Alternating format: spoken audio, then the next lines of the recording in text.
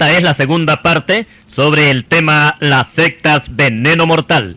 En nuestro primer volumen hicimos un estudio sobre la secta de los mormones, el adventismo del séptimo día, los testigos de Jehová, la secta católico romana y los niños de Dios.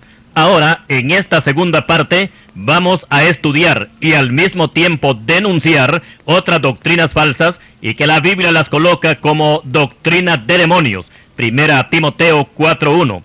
Y vamos a comenzar con la secta Creciendo en Gracia, que es considerada como una de las más nuevas y que fue fundada en Miami en 1986.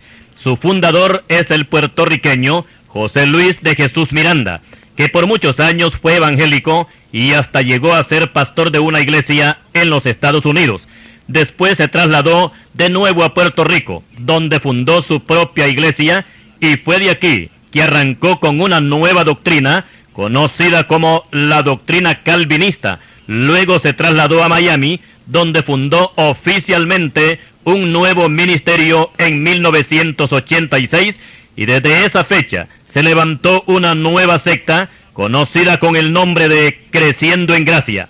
También este grupo es conocido como los predestinados, los salvos siempre salvos, y también se conocen como los bendecidos. Su forma de operar es a través de mensajes grabados en cassette, para lo cual alquilan o compran radioemisoras, usan videocassette y también usan el internet. Su fundador se hace llamar el apóstol, convirtiéndose así, según él, en el sucesor del apóstol Pablo. También se autoproclama como el padre de la tercera reforma. Según él, la primera reforma se llevó a cabo en el Concilio de Jerusalén, según Hechos capítulo 15. La segunda reforma fue la de Martín Lutero, y la tercera le corresponde a don José Luis de Jesús. Y así son las cosas, que mientras el Papa de Roma se hace llamar el sucesor de San Pedro, el fundador de Creciendo en Gracia se hace llamar el sucesor de San Pablo. Esperemos si más adelante aparece el sucesor de Apolos. Primera de Corintios 1:12. Ahora, cuando analizamos la doctrina de esta secta, nos vamos a dar cuenta que en verdad no tienen doctrina, porque no hay un patrón definido, ya que en primer lugar, el Antiguo Testamento no cuenta para ellos, y todo lo que huele a la ley de Moisés es desechado y pisoteado por estos líderes. En lo que toca al Nuevo Testamento, desechan los 4 evangelios, Mateo, Marcos, Lucas y Juan, y también el libro de los Hechos de los Apóstoles. Las enseñanzas de nuestro Señor Jesucristo no son aceptadas, porque según estos líderes de Creciendo en Gracia, todo esto está a favor de la ley de Moisés. Y como Cristo nació bajo la ley, según Gálatas 4:4, por esta razón también lo desechan. Por otra parte, las epístolas de Pedro, de Santiago, Juan, Judas y Apocalipsis no son más que historias baratas, libelos vulgares y pura charlatanería. Esto es lo que Satanás les ha metido en la mente a los líderes de esta secta con respecto a estas epístolas sagradas. De toda la Biblia, lo único que aceptan son las 14 epístolas de Pablo. Y en este caso dan por sentado, lo afirman, que Pablo es el autor de la epístola a los hebreos. Para ellos el fundamento no es Cristo, sino el apóstol Pablo, a quien llaman nuestro apóstol. Y el perito arquitecto que puso el fundamento, Primera de Corintios 3:10. Pero desgraciadamente no entendieron el siguiente versículo, donde el mismo Pablo expresa que él no es el fundamento de la iglesia, sino que es Jesucristo. Para ellos solamente la enseñanza correcta es dada por el apóstol Pablo. Lo que Cristo y los otros apóstoles enseñaron no tiene ningún valor, porque como dijimos, todo está apegado a la ley de Moisés. A los demás apóstoles fuera de Pablo los denigran y no les guardan el más mínimo respeto, porque según estos líderes, los apóstoles hacían un gran negocio, ya que los convertidos vendían sus propiedades y el producto de la venta lo traían a ellos, a los apóstoles. Lo que estos líderes no han entendido es que todo ese producto era repartido entre los necesitados según la necesidad de cada uno. Hechos 4, versículos 32 al 37. Ahora que cuando vino la persecución por causa de Saulo de Tarso, la iglesia fue esparcida, y según el pensamiento de los líderes de Creciendo en Gracia, por esta persecución, el negocio de los apóstoles se vino abajo, y por eso se hicieron enemigos del apóstol Pablo, dice esta secta. Cuando se llevó a cabo el concilio de Jerusalén, según Hechos capítulo 15, dicen que lo que allí se habló fueron puras boberías, y que Jacobo, que era quien presidía ese concilio, quería tener dominio sobre todos, y se consideraba con influencias porque era hermano de Jesucristo y quería imponer la ley de Moisés a todos los convertidos. Por supuesto que esto no es así, y refutamos públicamente esta doctrina de demonios, porque en primer lugar, los que querían imponer la ley de Moisés con sus ritualismos no eran los apóstoles, sino fariseos que recién se habían convertido a Cristo, nos dice Hechos 15:5. En segundo lugar, explicamos que Pedro y los demás apóstoles se opusieron a que los nuevos convertidos se les impusiera una carga más, en este caso, los ritualismos de la ley de Moisés. Y dijo Pedro, antes creemos que por la gracia del Señor Jesús seremos salvos. Hechos 15, versículo 11. Por otra parte, y para aumentar el caudal de insultos que lanzan estos individuos de Creciendo en Gracia, mencionaremos este pasaje que a manera de una despedida el apóstol Pablo dice a los hermanos de Mileto, porque yo sé que después de mi partida entrarán en medio de vosotros lobos rapaces, que no perdonarán al rebaño, y de vosotros mismos se levantarán hombres que hablen cosas perversas para arrastrar tras sí a los discípulos. Hechos capítulo 20, versículos 29 y 30. Los líderes de Creciendo en Gracia dicen que estos lobos rapaces y hombres perversos eran Pedro, Juan y Jacobo y todos los demás apóstoles, a los cuales tratan de perversos, farsantes y engañadores. Para los líderes de esta secta, el apóstol Pedro era el cabecilla de la banda, que no conocía lo que era la gracia de Dios. Por eso Pablo lo denunció como un falso hermano y que producía falsos hermanos. Esto es lo que afirman los líderes de esta secta Creciendo en Gracia. Y por supuesto que esto no es más que una falacia, una mentira más del diablo. Y a propósito del diablo, esta secta no cree en la existencia de este ser que se rebeló contra Dios en el principio. Para ellos, oiga bien, el diablo fue Adán, y fue Adán quien tentó a Cristo en su ayuno de 40 días. Cuando el Nuevo Testamento menciona al diablo, ellos dicen que aquí se refiere a la carne, o sea que las obras de la carne son el diablo. Semejante disparate, solamente a estos líderes se les podía ocurrir. Por otra parte, ellos dicen que son dioses, y que son predestinados, y que ya existían antes de nacer, tal como es la doctrina de los gnósticos y los mormones, que todos ellos son dioses.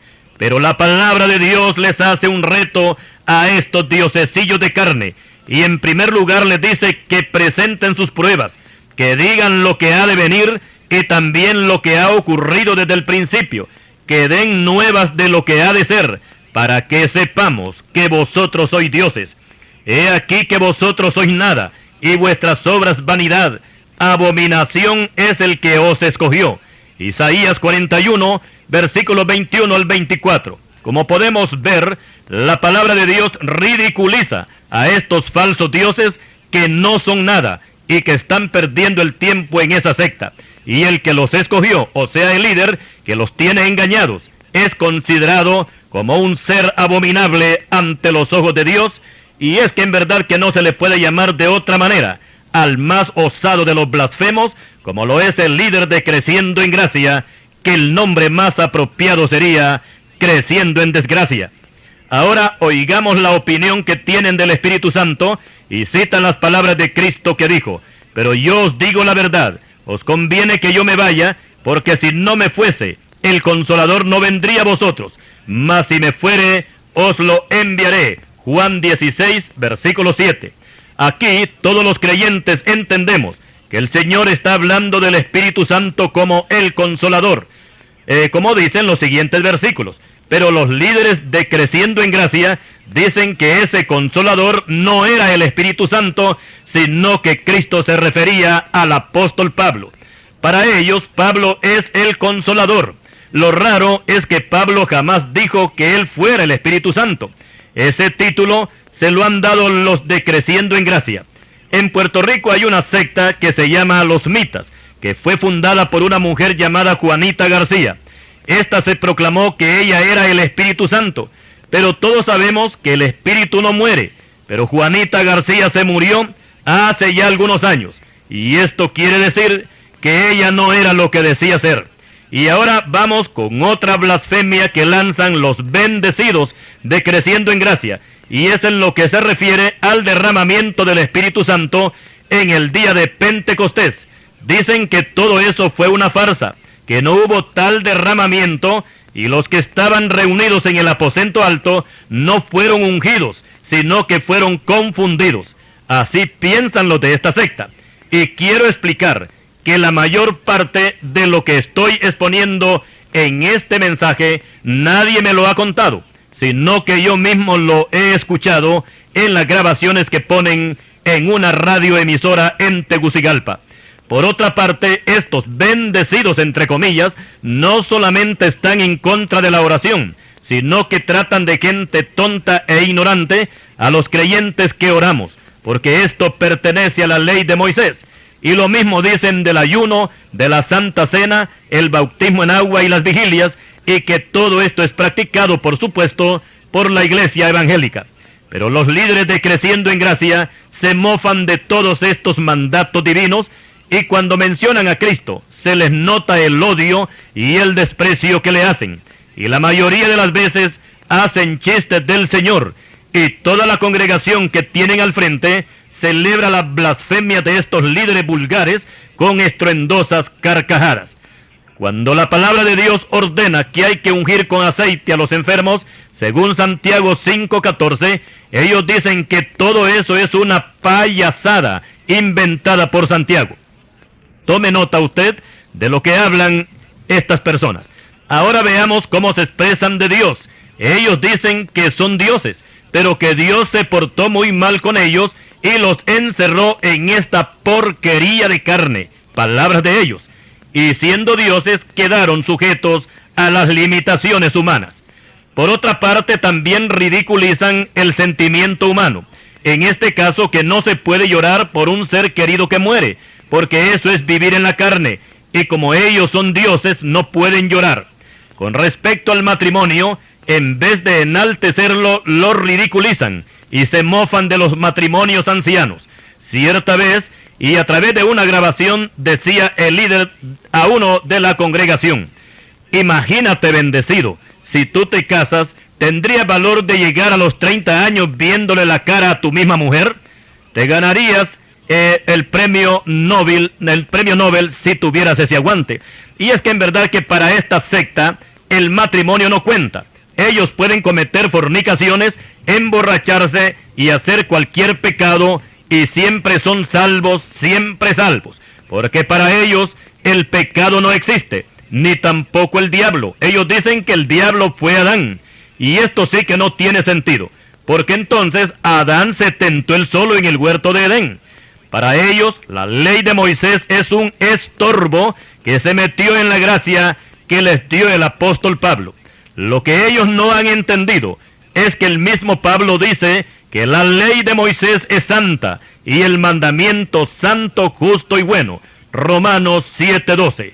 Seguiremos más adelante hablando sobre esta misma secta y lo que Dios tiene preparado para todos los que se amparan bajo esta doctrina blasfema de Creciendo en Gracia.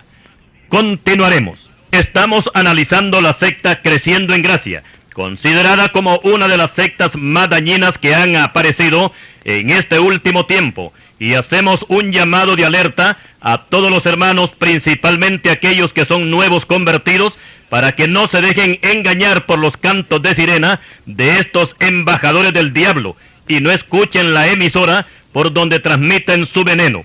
En nuestro estudio sobre las sectas hemos podido comprobar que la más degenerada de todas es esta, Creciendo en Gracia.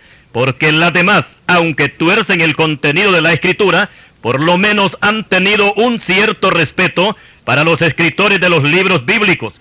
Pero los líderes de esta secta han superado en blasfemia a los mismos fariseos, porque aquellos, aunque rechazaron la divinidad de Cristo, jamás se rieron de él y siempre le dieron el título de maestro. Pero estos hacen chistes del Señor y tratan a los apóstoles de bandidos, farsantes, hipócritas y perversos. Este trato despreciable jamás lo han hecho los testigos de Jehová, ni los mormones, ni los adventistas del séptimo día, ni los católicos romanos. Y nosotros, los creyentes evangélicos, tenemos en alta estima a todos los siervos del Señor, que desempeñando diferentes funciones aparecen en la Escritura, principalmente los apóstoles, que fueron escogidos por nuestro Señor Jesucristo. Y las epístolas que ellos escribieron tienen la misma inspiración y el mismo valor que tienen los 4 evangelios y todo el Antiguo Testamento. Para nosotros, las palabras de Pedro, de Juan, de Santiago, Judas y el apóstol Pablo es como si Cristo mismo las dijera, y lo que Cristo dice es como si el Padre lo dijera. Juan 7:16. Pero aquí encontramos en esta secta de Creciendo en Gracia, cuando Pedro escribe y dice: sed sobrios y velad, porque vuestro adversario el diablo, como león rugiente, anda alrededor buscando a quien devorar. Primera de Pedro 5:8. El líder de esta secta dice que Pedro se inventó esa mentira del diablo como león rugiente, porque el diablo no existe. Por otra parte, se ríen y blasfeman contra los dones del Espíritu Santo. No creen en la enfermedad. Ellos dicen que son bendecidos y que los dioses no se enferman. Decía uno de estos líderes a la congregación: mira, bendecido, si a ti te sale un cáncer, no le hagas caso, que eso es mentira. Tú sigue viviendo, porque los dioses no se pueden enfermar, ni pueden morir. Como podemos ver, esta sarta de disparates solamente a Satanás se le podía ocurrir. Negar que existe la enfermedad es algo ridículo y que no tiene sentido, porque para comprobarlo no se necesita ser una persona espiritual. Con nuestros ojos carnales la estamos viendo por donde quiera que vamos. Si no hubiera enfermedad, entonces nos preguntamos, ¿para qué estudian los médicos? ¿Y de qué sirven entonces los hospitales? ¿Y para qué las droguerías que fabrican medicamentos? Si no hubiera enfermedad, entonces la palabra misma de Dios nos mentiría, porque en Santiago 5:14 se nos dice que hay que ungir con aceite a los enfermos que están en la iglesia. Aquí encontramos esta información o esta enseñanza que nos da la palabra. Sin embargo, aquí encontramos que los bendecidos dicen que no hay enfermedad. Con respecto al pecado, por una parte dicen que el pecado no existe, pero también dicen que se puede pecar, pero solamente los que están bajo la ley de Moisés. Los que están en gracia no pueden pecar, y si llegaran a pecar, siempre son salvos, porque ellos son predestinados, y toman como base Efesios 1, versículos 3 al 5. Y por supuesto que aquí le dan una falsa interpretación al texto, porque ellos aparecen como un grupo seleccionado. En este caso, que Dios escogió a un grupo para ser salvos y los otros para ser condenados. Si así fuera el caso, entonces quedaría sin valor Juan 3:16, que dice así: que de tal manera amó Dios al mundo, que ha dado a su Hijo unigénito, para que todo aquel que en él cree no se pierda, mas tenga vida eterna. Aquí encontramos el libre albedrío que Dios le da al hombre para que pueda escoger la salvación o la condenación. O como lo hemos dicho otras veces, que Dios a nadie jala para meterlo al cielo y a nadie empuja para meterlo al infierno. Es el hombre quien decide para dónde se va cuando parta de este mundo. Y cuando la palabra de Dios habla de predestinación, aquí caben todos los pecadores, porque Dios no hace acepción de personas. Si el caso fuera como dicen estos bendecidos de Creciendo en Gracia, entonces este grupo puede pecar, puede rebelarse contra Dios y hacer lo que le venga en gana, porque de todas maneras ellos ya están predestinados para ser salvos. Y esta es la mentira más grande que Satanás les ha metido en la cabeza a esta secta blasfema. Y yo pregunto, ¿qué valor tendría la orden que nuestro Señor Jesucristo dio de ir y predicar el Evangelio a toda criatura, que el que creyere y fuere bautizado sería salvo, y el que no crea será condenado? Marcos 16:15. Preguntamos, ¿para qué predicarle a uno que ya está sentenciado a la condenación eterna? Y por otra parte, ¿qué sentido tendría decirle a un salvo, siempre salvo, que persevere hasta el fin, como manda la palabra de Dios, Mateo 24:14, si perseverando o no, siempre se salvaría? El Señor no puede prometerle la salvación a nadie si esta persona no persevera hasta el final. Cuando Jacobo y Juan le pidieron un puesto de altura en el reino de Dios, aquí el Señor les dice que si quieren lograr lo que desean, tienen que pagar el precio de beber la copa que él iba a beber, y ya todos sabemos que esa copa resultó muy amarga. Mateo 20, versículos 20 al 23. Pongámonos a pensar, si el Señor les promete a Jacobo y a Juan lo que ellos y su madre deseaban, ellos podían no solamente apartarse de Cristo, sino pecar a diestra y siniestra, y al final tendrían que sentarse al par del Señor en su reino, aunque estuvieran en pecado, porque ya la palabra habría sido dada. Y ya sabemos que Dios no se retracta de lo que dice o promete.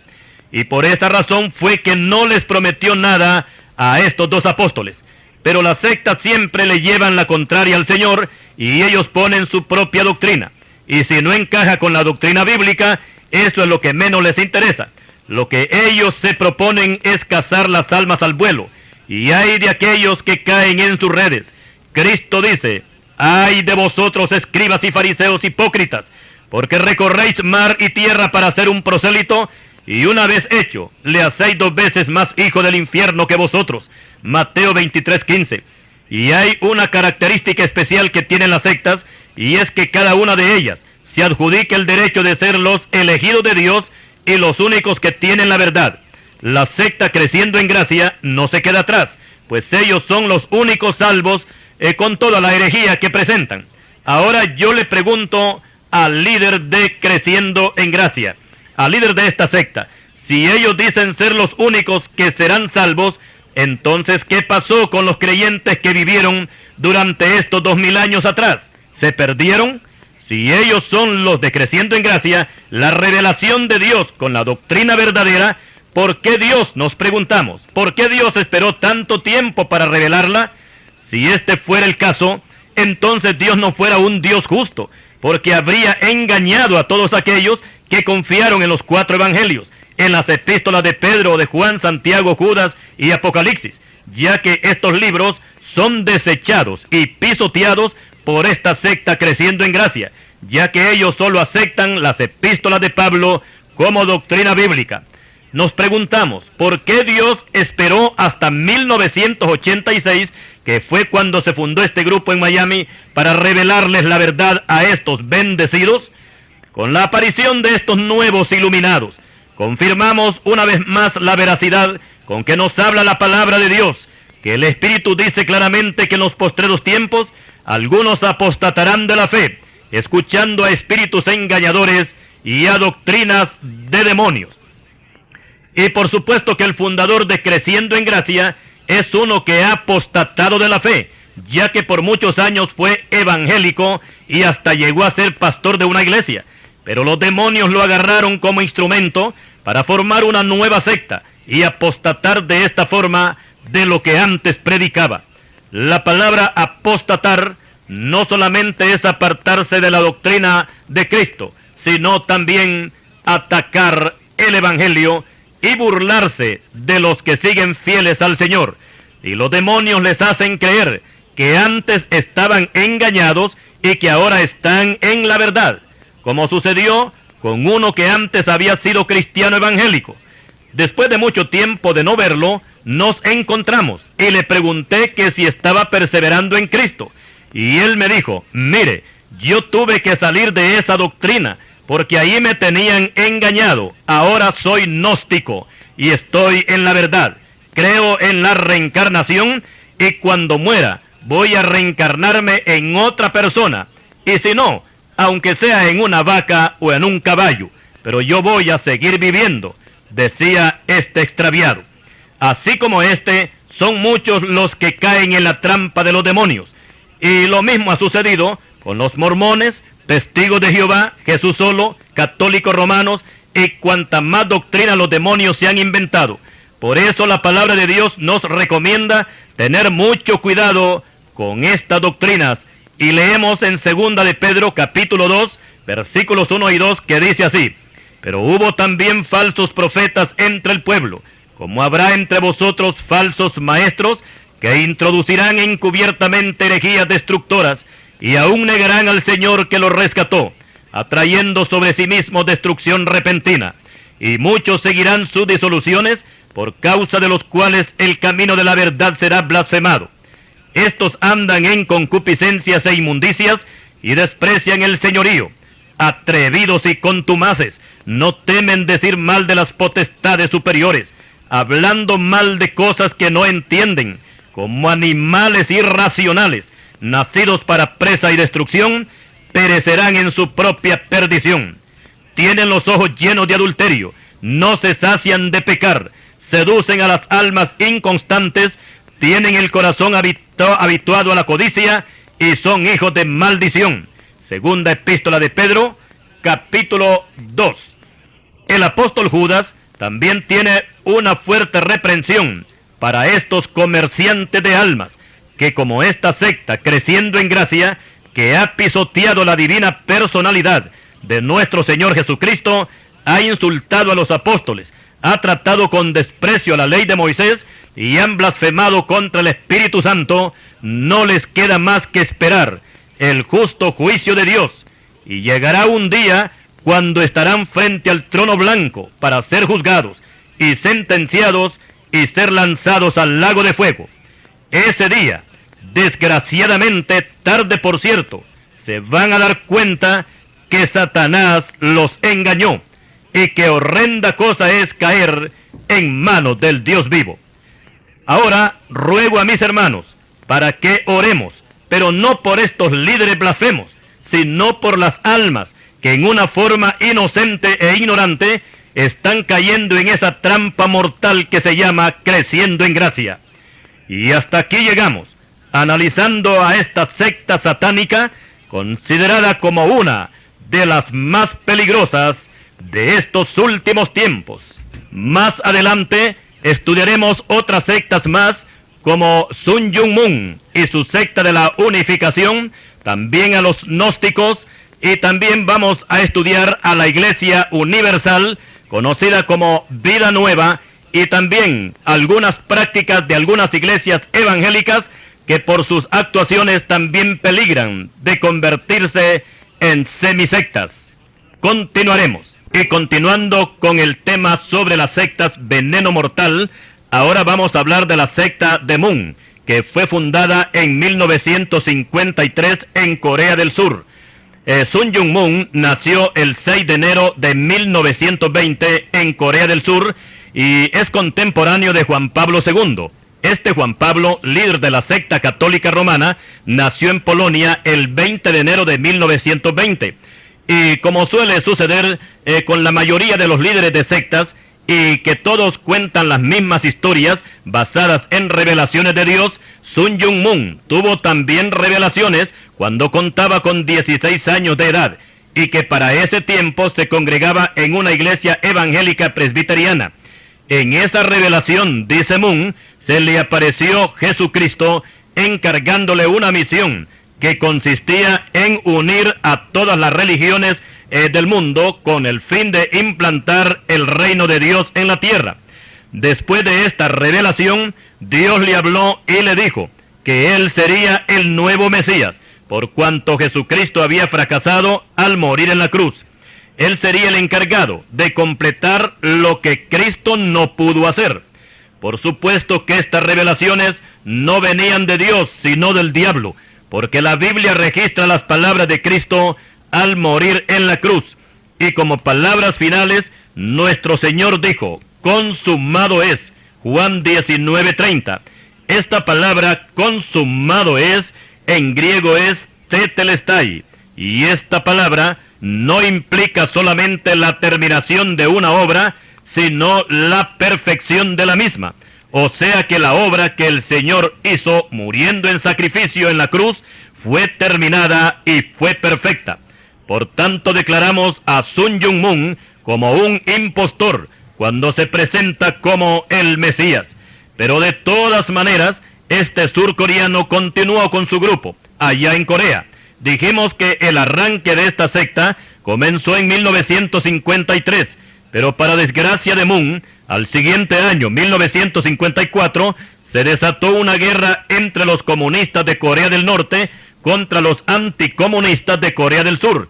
Y Sun Myung Moon, que siempre se identificó como un fanático anticomunista, fue tomado prisionero por los comunistas norcoreanos y permaneció encarcelado hasta que el gobierno norteamericano intervino a su favor y logró su excarcelación. Y seguidamente fue trasladado a los Estados Unidos, donde reorganizó con más fuerza su secta. Y uno de los propósitos de Moon era eliminar a todos los comunistas, a los cuales consideraba como hijos de Satanás. Y por ser un hombre de influencia y un gran anticomunista, se ganó el aprecio y el apoyo de los presidentes norteamericanos. Y al salir en los periódicos fotografiado con los presidentes, esto le dio un gran realce a su persona y a su secta.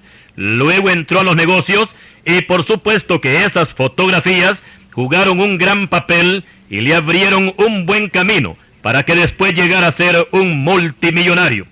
Entre los presidentes que se fotografiaron con Sun Myung Moon estaba Eisenhower, también Richard Nixon en 1973. Para ese tiempo, Moon era propietario del periódico Washington Times, y en el segundo periodo de Ronald Reagan, este recomendó a los estadounidenses que leyeran el periódico de Moon, porque en este era que salía más propaganda para su campaña política. Y al ganar su periodo como presidente, la primera entrevista que concedió Reagan fue para el Washington Times de Moon. Pero no todas las cosas le salieron bien a Moon en ese tiempo, porque los organismos contralores descubrieron que las empresas de Sun Myung Moon no estaban pagando los impuestos correspondientes al Estado, o sea que estaba defraudando al fisco, y por esta causa se libró orden de captura contra él y fue a parar a la cárcel. Y el 18 de julio de 1984 se le condenó a 18 meses de cárcel. Pero luego sus abogados consiguieron rebajarle la pena y solamente cumplió 9 meses en prisión. Y aquí vamos a encontrar una ironía, porque los que lo sacaron de la cárcel en Corea del Norte fueron los mismos que lo metieron a la cárcel en los Estados Unidos por no pagar los impuestos.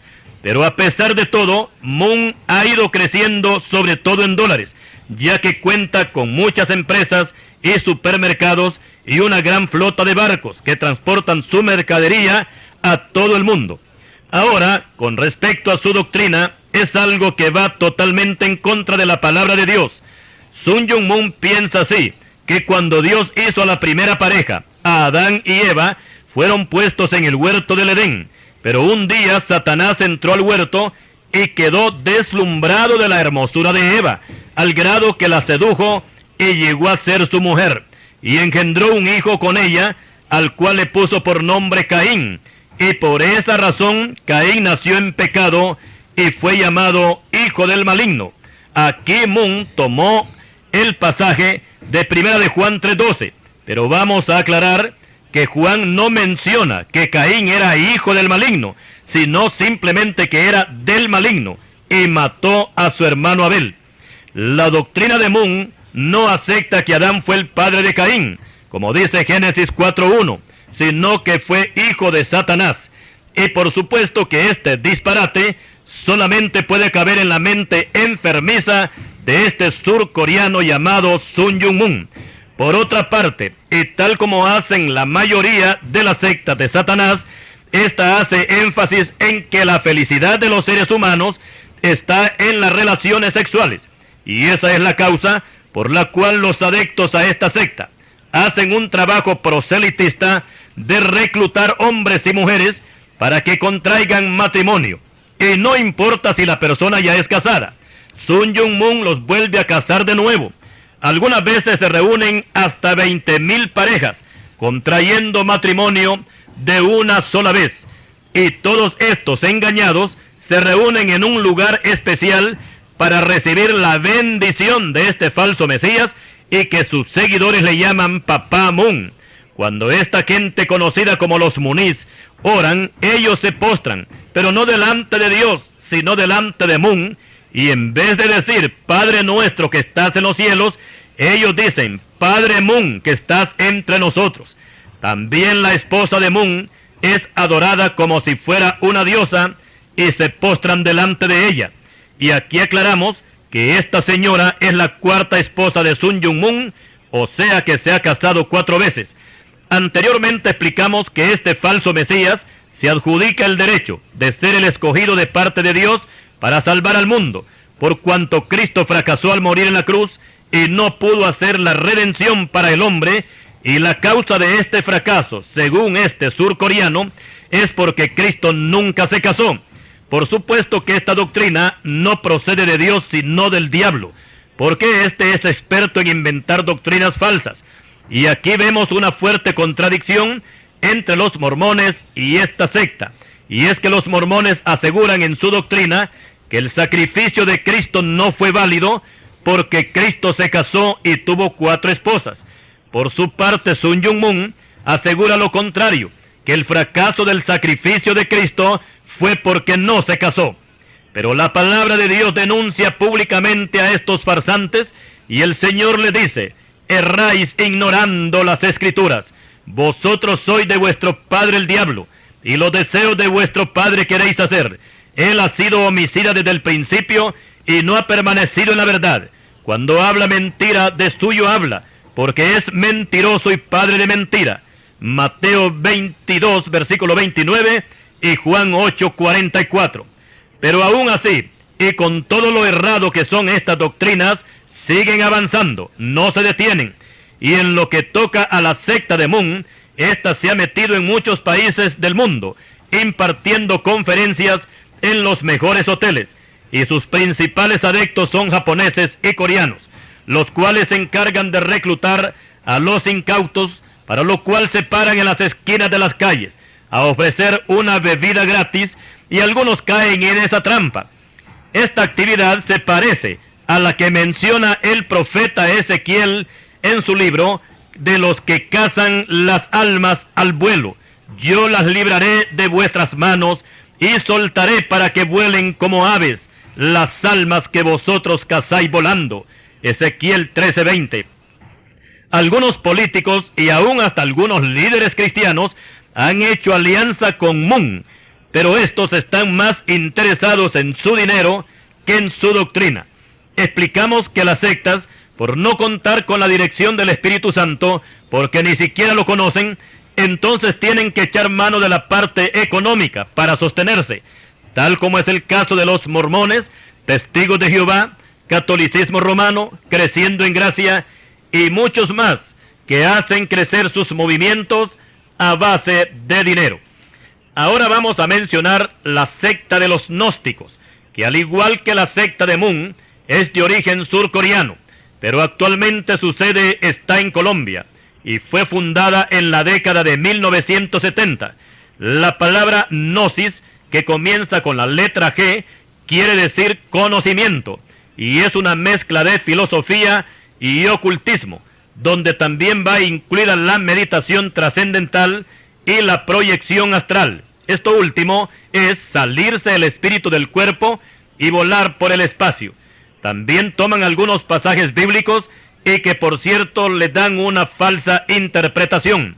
Y al igual que los mormones y los bendecidos de Creciendo en Gracia, estos también se convierten en dioses, y según ellos obtienen grandes poderes de clarividencia, o sea, adivinación, poderes sobre la vida y sobre la muerte, poder sobre los rayos, poder sobre las tempestades, y aún poder para no morir. Su líder principal se llama Samael Weor, el cual ya falleció, y por lo que se ve, no tuvo poder contra la muerte. Cuando hablan de Cristo, lo mencionan como 2 personas. Jesús es uno y Cristo es otro. El Cristo vino del cielo y se encarnó en el Jesús de la tierra. y ellos llaman a Cristo como el Cristo cósmico.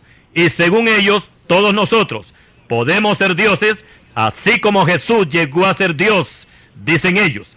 Así dice esta doctrina de los gnósticos, que es totalmente falsa y anticristiana, y su arranque lo encontramos en los primeros siglos de la era cristiana. Y aunque no tenían un nombre definido, siempre se identificaban por el sincretismo que usaban. Sincretismo, aclaramos, quiere decir que es una mezcla de filosofía, religión, tradiciones, cultura y costumbres orientales. Pero como dijimos anteriormente, fue hasta la década de 1970 que tomó forma y se le dio el nombre de Centro de Estudios Gnósticos. Actualmente tienen sucursales en Argentina, México y España. También tienen filiales menores en Centro y Suramérica. Nuestro comentario es que la doctrina gnóstica no es doctrina de Dios, sino una más de las tantas que Satanás ha colocado en su escaparate para atraer principalmente a la juventud y al final ser echados al infierno.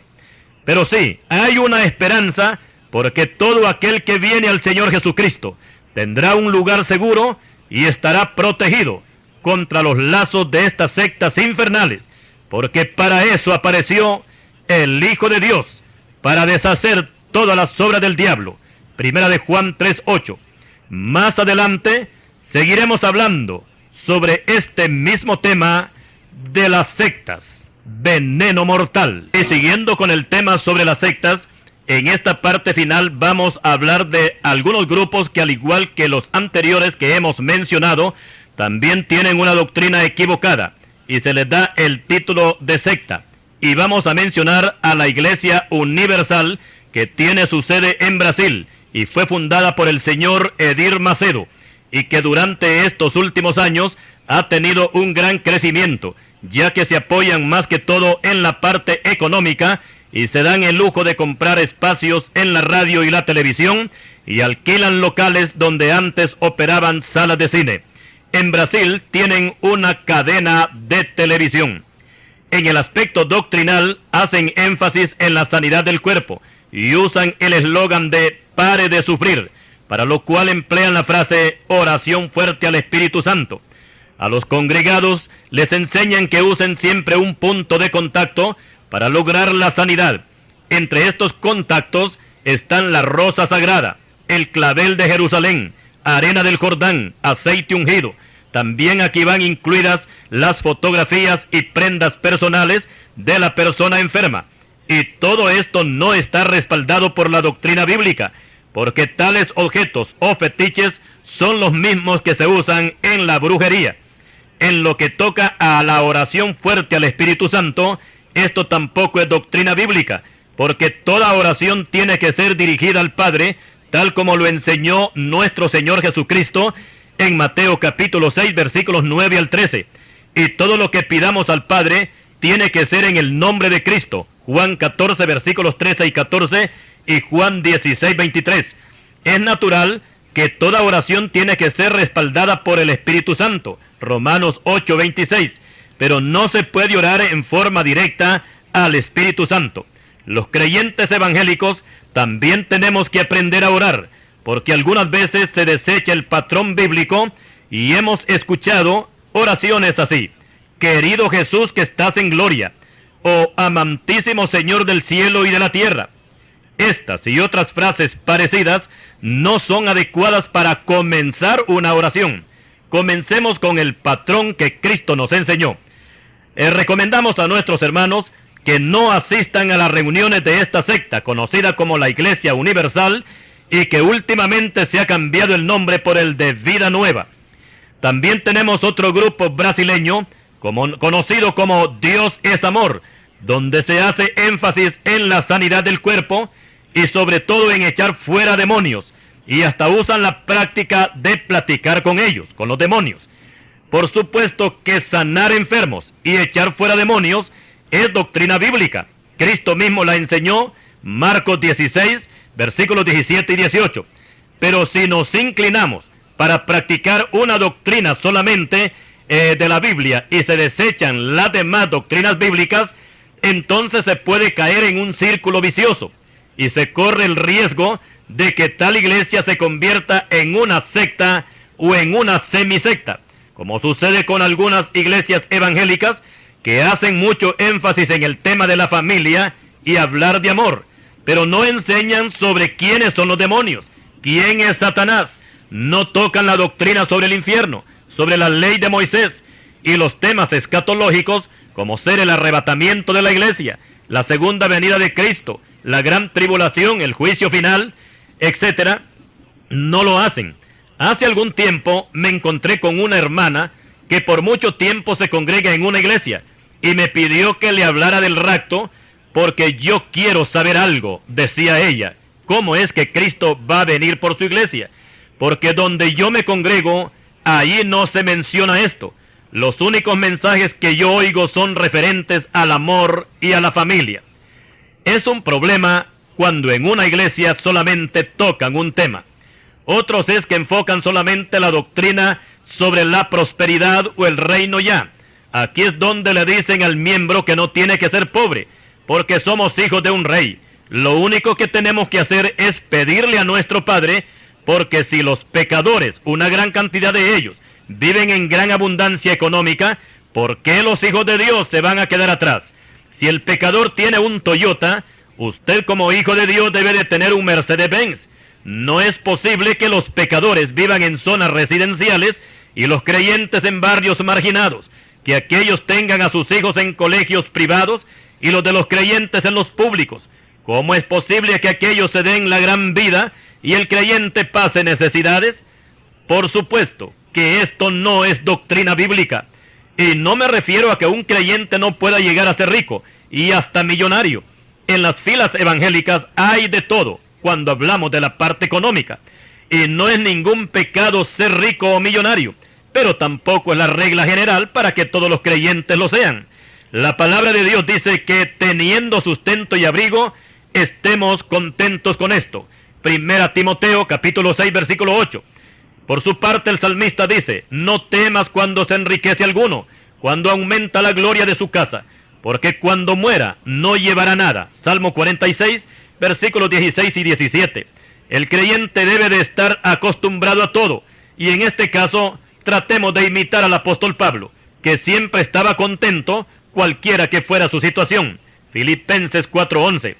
Desgraciadamente los mensajeros de la prosperidad solamente piensan en el dinero y en las cosas materiales, y algunos de ellos van a pasar por esta penosa situación cuando oigan una voz que les diga, necio, esta noche vienen a pedirte tu alma, y lo que has provisto, ¿de quién será? Así es el que hace para sí tesoro, y no es rico para con Dios. Lucas 12, versículos 16 al 21. Por otra parte, vamos a mencionar a las iglesias evangélicas super espirituales y a las subespirituales. Las super espirituales corren el peligro de convertirse en una semisecta. Y estas son las iglesias donde solamente ellos son santos, o sea, solamente su grupo. Los demás son pecadores y no hay que contaminarse con ellos. No visitan otra congregación porque el pastor teme perder sus ovejas si oyen una predicación diferente a la que él da. No acuerpan ninguna campaña evangelística porque siempre ven defectos en los predicadores. A los miembros les prohíben hasta que usen desodorantes y que se bañen con jabón de olor, porque eso es vanidad del diablo. Dicen, cierta vez visité una iglesia fuera de Tegucigalpa, en este caso en la parte rural, y tuve cierta curiosidad porque las niñas y las hermanas adultas se amarraban el cabello con una tusa, y pregunté a un hermano por qué todas usaban así. ¿Por qué no usaban esas colitas que usan las mujeres para sujetarse el cabello? Yo pensé que tal vez en ese lugar no se conocían esas famosas colitas. Pero el hermano me dijo, mire hermano, aquí las hermanas no usan eso, porque eso es pecado y es vanidad del mundo. Por eso se les enseña que se amarren el pelo con una tusa o con un cordón de zapato. Así son los super espirituales. A sus hijos no los dejan jugar con los hijos de los vecinos, si estos son inconversos, porque se van a contaminar. No les compran un juguete porque eso es pecado. y si se portan mal, los castigan poniéndolos a orar de rodillas 1 hora.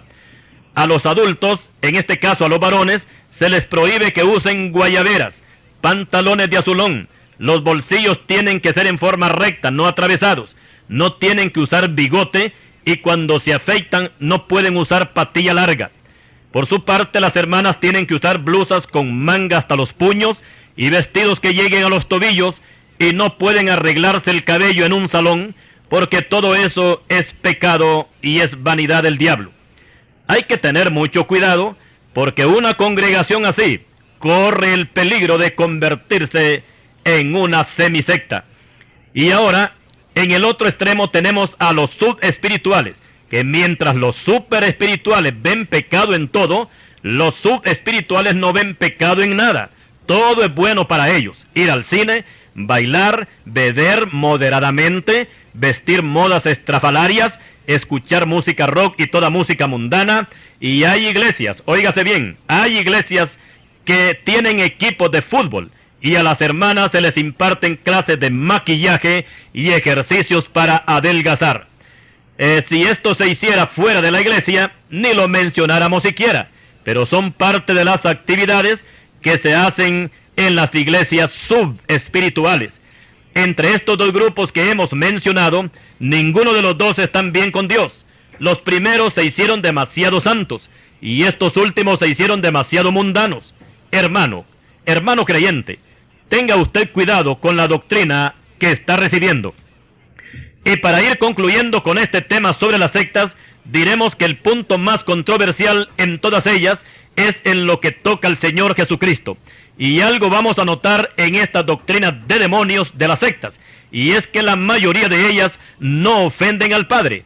Todo el problema que ellas se echan encima es con respecto al Hijo, o sea, que Satanás lo que busca en estos grupos es desvalorizar o quitar la divinidad del Señor Jesucristo y despojarlo de todo su poder. Para el caso, los mormones colocan a Cristo como un hombre común y corriente, que se casó 4 veces y no aceptan su sangre para limpiar sus pecados. Por tanto, declaramos que el Cristo de los mormones no es el Cristo de la Biblia. El Cristo de los testigos de Jehová no salva, tampoco es Dios.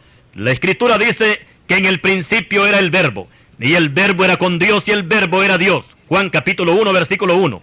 En la Biblia de los testigos no dice que el Verbo era Dios, sino que era un Dios. Aquí la palabra Dios aparece con letra minúscula, y con esto lo despojan de su divinidad y lo colocan, lo colocan al par de los dioses paganos. Por tanto, declaramos que el Cristo de los testigos de Jehová no es el Cristo verdadero, el Cristo que resucitó de los muertos. El Cristo de ellos es otro. Por su parte, el Cristo de la secta católico romana, a este lo tienen encerrado en un ataúd y lo sacan a pasear cada Viernes Santo. No tiene poder para salvar. El poder lo tiene la Madre María. Los líderes de esta secta no aceptan la sangre de Cristo para limpiar sus pecados, y por eso celebran misas y rezan novenarios, porque por este medio es que los pecadores se salvan, dicen ellos. Entonces declaramos que el Cristo católico es un Cristo falso, porque el Cristo de la Biblia tiene toda potestad en los cielos y en la tierra, y puede salvar a todos los que le reciban, y no necesita ayudantes para salvar pecadores.